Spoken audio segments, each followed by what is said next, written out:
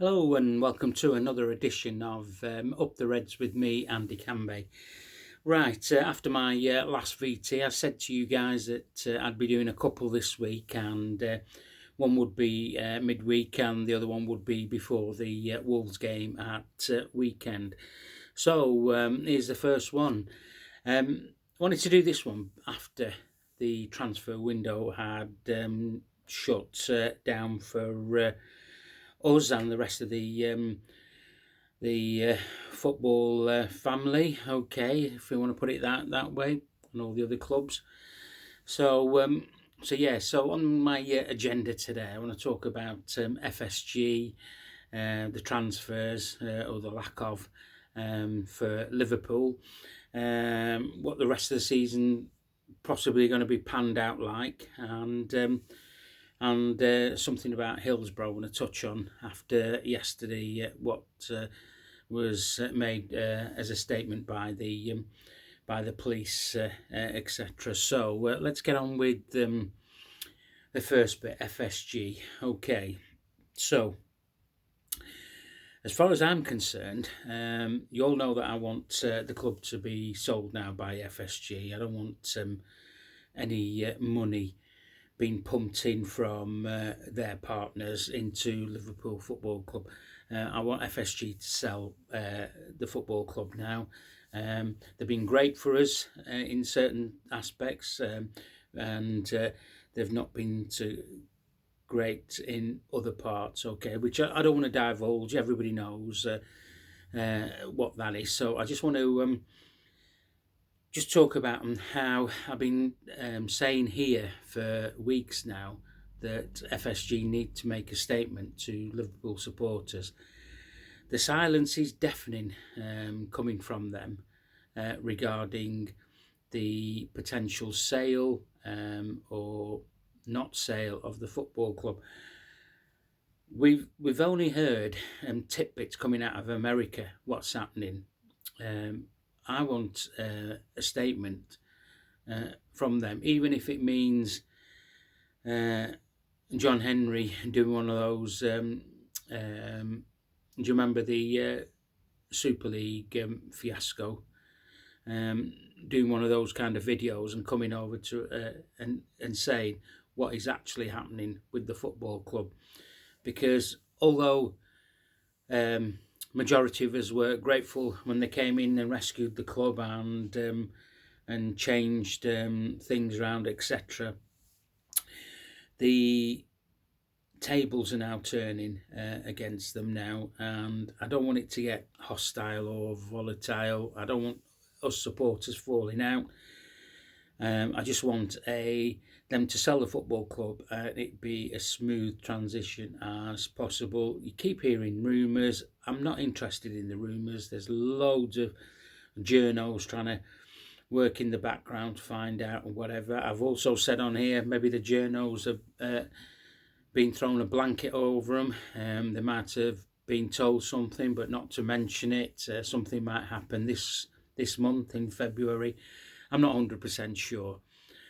So yeah, just talking about the FSG now. Deloitte Football Money League 2023 came out, and it put that Liverpool had jumped from 7th to 3rd place behind Man City and Real Madrid as the most earned revenue from the last couple of seasons, and it was a staggering amount of 701 million euros. I mean, that is absolutely astonishing, where we were in 7th to now being 3rd place after what how the revenue has been generated by Liverpool. Now, that's great if the revenue goes back into building the infrastructure, the transfers, etc. So we don't know where that money has gone to. Has it gone to FSG and their other franchises, or is it going to be staying with Liverpool? That's one question I would like answering by FSG. If you're making that much money, on the back of Liverpool's success on the pitch in the past 2 or 3 years, is that money coming back into Liverpool Football Club, or is it going into the other franchises that you have as FSG? So yeah, as I say, the silence is very deafening. We need to know what's going on, and if anybody knows, drop me a line or whatever, right? I mean, some of you guys might know out there. Just send me a message on here. Let me know, and I don't mind sharing that if it's accurate. I don't do much homework. I do read a lot of stuff that goes on social media, in the press, etc. Looking at journalist comments, home and abroad. That's how I just do my homework regarding that. So just want to speak to you about the transfer, this last transfer window. Could be FSG's last transfer window if they're selling the club. If it isn't FSG's last transfer window, I'm a bit disappointed in us not getting at least 2 more players in, and some players being offloaded. I don't know what's gone on in the background with the sporting director. Said he was leaving 2 months ago. I mentioned that on one of these here. I did one, Julian Ward, telling us that he was going at the end of the season. That was 2 months ago. There's nobody coming in, or there isn't a, I don't want to say apprentice, but sort of like a right-hand man being trained up to come in. We don't know who that's going to be, if there's going to be one. We don't know if we're going to have new owners and they might have their own strategy. But even so, this always harks on back to FSG and not speaking to the fan base, which I think really needs to happen, and I can't stress that enough on here. So yeah, lack of transfers. If the club's going to be sold, I can understand why we've not bought anybody other than Cody Gakpo in. He came in on £37 million. I just want to put the other clubs to one side and what they're spending, because we just really need to think about what's happening at our football club. It's easy to get your head turned and seeing what other football clubs are doing and how they're going to be progressing with their playing staff. But I just want to concentrate on the lack of activity here. Now, it could be that Jurgen Klopp was told there's no money to spend after the Cody Gakpo deal, or I could turn it around and Jurgen Klopp didn't want anybody. If it's both of them, well, I think it's a big mistake, because as we can see from the football that we're playing this season, it needed a shot up the arm, and we're not going to get this with this group of players. Forget about Darwin Núñez and Cody Gakpo for the time being. They knew coming into this. We got Darwin Núñez in the summer,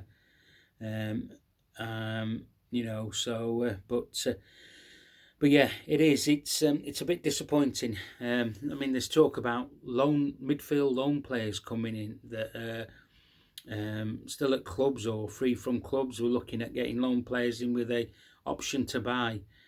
That just makes us look shite. It really does. We have been one of the boss teams for the last 3 or 4 years, and all of a sudden we're cocking things up in the transfer window. I mean, the biggest thing I can say is about us getting Arthur Melo in. The lad's been injured. There's talk that he's a week away, etc. That's not. He wasn't the answer to us. You could just tell that. I think that was just a last minute thing that happened, and it just looks really bad. So we've got our strategy pretty wrong in this transfer window. Jurgen said right at the end of the window nobody else was coming in.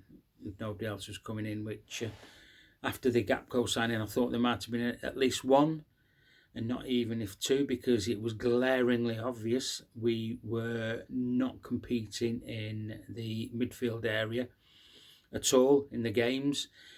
Okay, up front, we've not been scoring a lot of goals. I mean, last 16, in all competitions, we've won 7.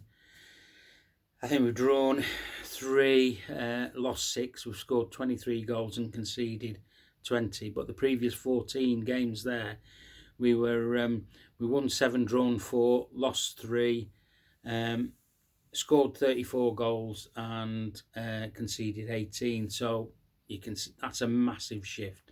From losing 6 games in the last 16 games to losing 3 in the previous 14, and the goal difference is really, really bad. Yeah, we've had injuries, etc. But we've gone from a team of being creative, playing football, to non-creative, fighting for survival for 90 minutes. It's not a pretty watch, I know that. I know we're going through a transition season and we have to accept that, but when you've been eating at the top table for so long, for the last 7 years under Jurgen Klopp,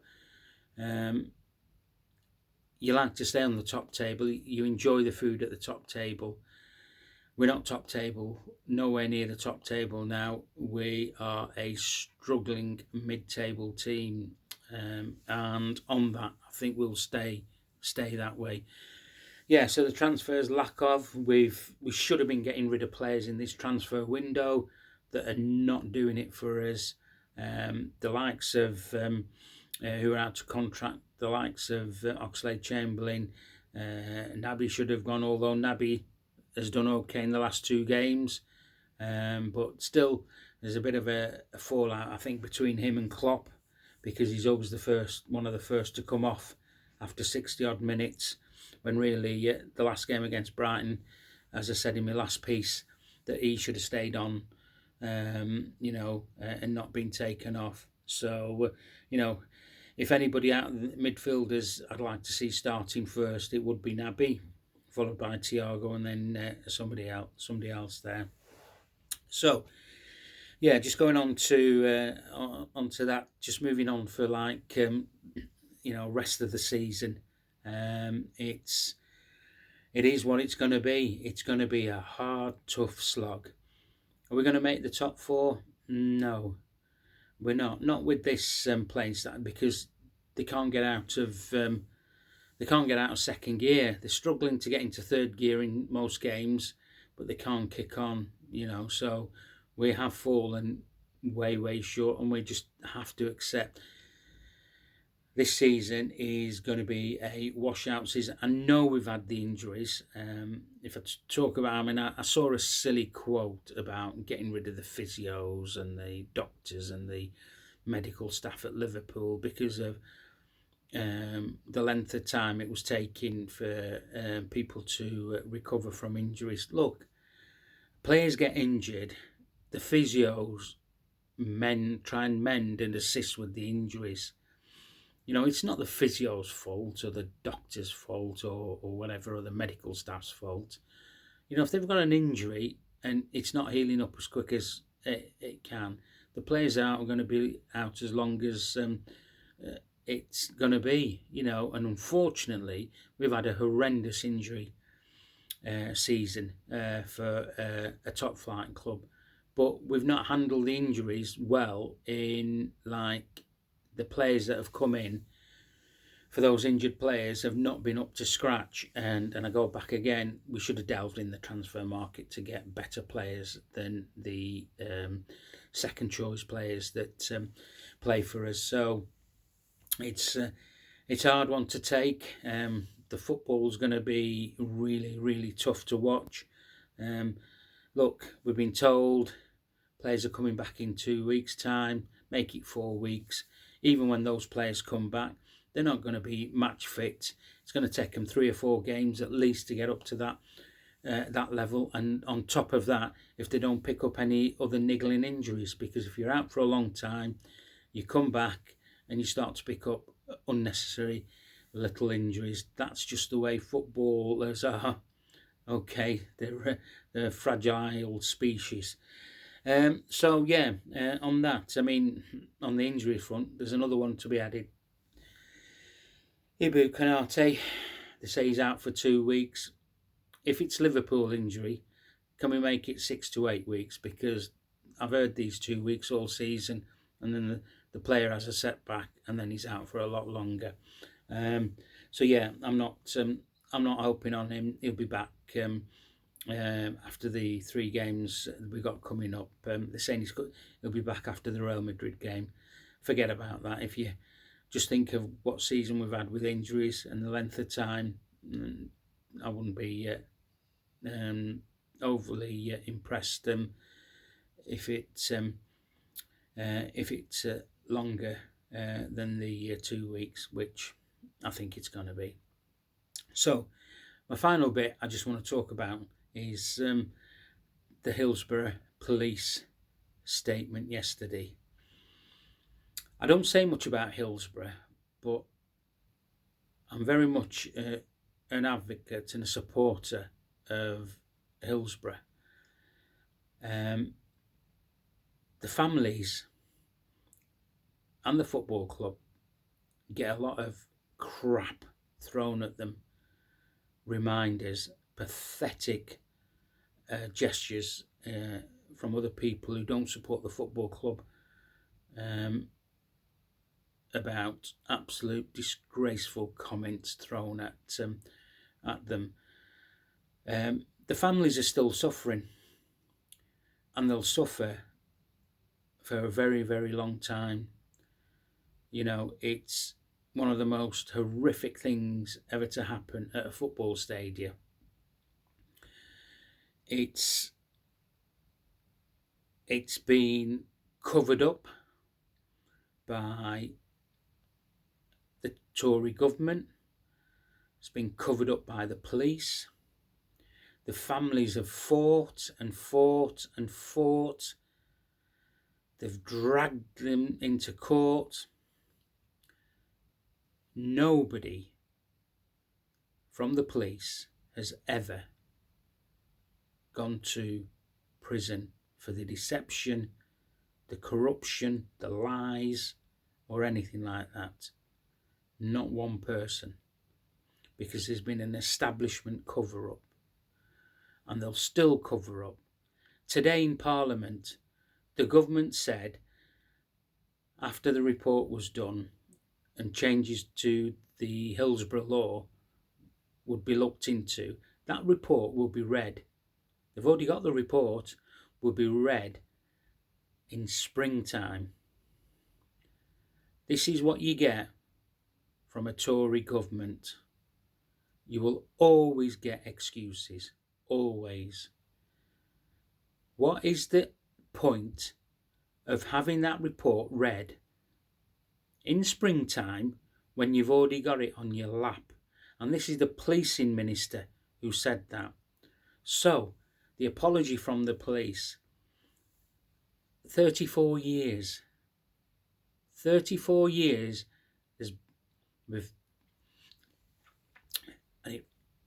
it really upsets me. 34 years that those families have had to wait for what the police have said to them yesterday. It's an absolute disgrace. It really is. As I've said, those families have suffered and are still suffering. You know, the fight goes on for the justice of the 97, and it will go on. We need the Hillsborough law in. If nobody understands what the Hillsborough law is, it's dead simple. Police and governments and any officials have to tell the truth and do not cover anything else up.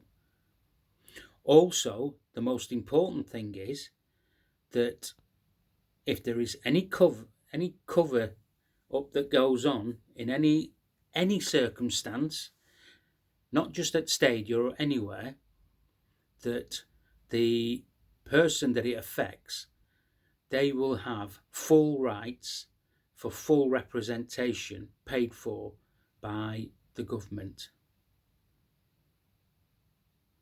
That's how important the Hillsborough law is to anybody, is to stop what Liverpool, the families especially, have had to put up with. It's a daily living nightmare for them and anybody else that was involved on that fateful day. So, if you see any rubbish that's done in social media, out it out.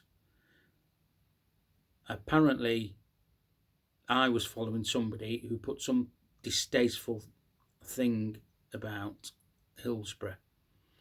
I was made aware of that, and so were many others who followed this person. He got unfollowed and he got blocked because he's a vile person to ever make any pathetic, ill-fated comments about Hillsborough. And he calls himself a Liverpool supporter. We don't need these kind of supporters in our football club.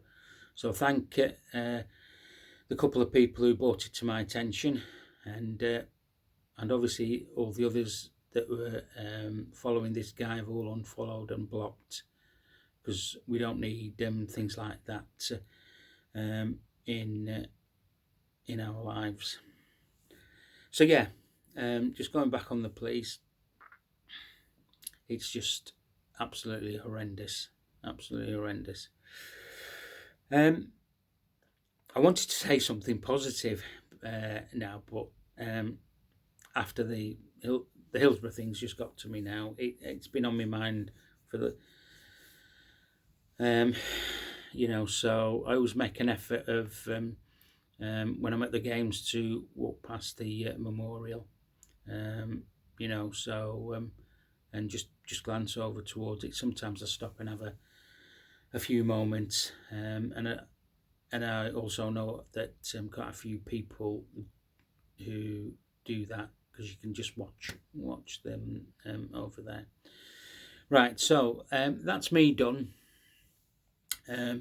I'll try and do a positive one on Friday for the Wolves game.